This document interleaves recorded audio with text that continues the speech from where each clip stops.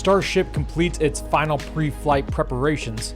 A launch may just be weeks away. Falcon puts another couple batches of Starlink satellites into orbit. And we finish with today's honorable mention. I'm Kevin, and this is SpaceX in the News.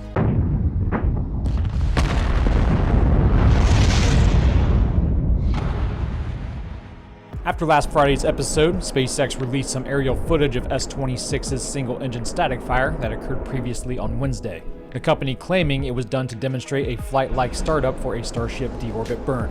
Although, as far as I'm aware, Starship will not require a deorbit burn on this next orbit attempt if it does indeed make orbit, since its trajectory will be shallow, using the atmosphere to break over Hawaii. Although I guess SpaceX could have Ship 25 perform a similarly brief flight-like startup during the mission, just to test it out for future orbital flights, but seems to me they'd be required to update the flight profile to include it. Or of course this test could also just be for future orbital missions. Comment your theory below. The notice to mariners for Starship's next mission has been updated on the Coast Guard's website, indicating a new launch date of November 6th. And rumor going around is the FAA and Fish and Wildlife are picking up the pace, so a November launch date may actually be possible. Although yesterday it was discovered that the FWS reinitiated its Endangered Species Act consultation with the FAA on October 19th, which began the up to 135 days countdown for the agency to amend their biological opinion based on the new deluge system under the pad, although they said they do not expect to take the full amount of time. But things have progressed over the past week on SpaceX's end of things, putting the vehicle through its paces with pre-flight testing. On Sunday, both tanks of Booster 9 were partially cryo-tested. Then on Tuesday, both stages were loaded with more than 10 million pounds of propellant in a flight-like rehearsal, also known as a wet dress rehearsal. SpaceX also posting that she is now ready for the second test flight, pending regulatory approval of course. Before the WDR, Lab Padre Space captured a test of the Fire X system on the orbital launch mount, then once loading was complete, they tested it again.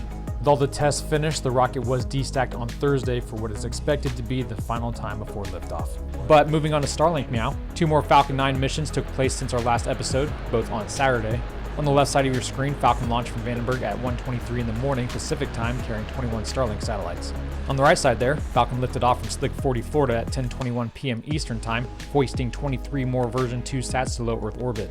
It was the 16th and 4th flight for these first stage boosters respectively, both successfully touching down on their autonomous drone ships bobbing on the ocean. And both upper stages later deployed their flocks without issue.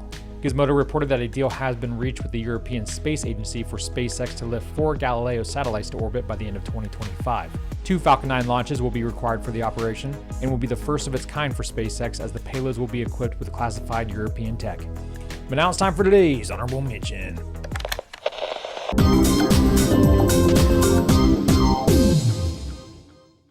Kerbal Space Program 2 has had a rough year since its launch into early access last February.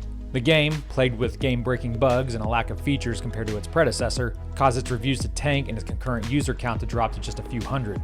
But the developers announced over the weekend that its first update in a series for major features is dropping in December, titled For Science, which will provide a progression experience allowing players to complete experiments as they explore the Kerbolar system, and thereby unlocking more tech to build cooler stuff to blow up.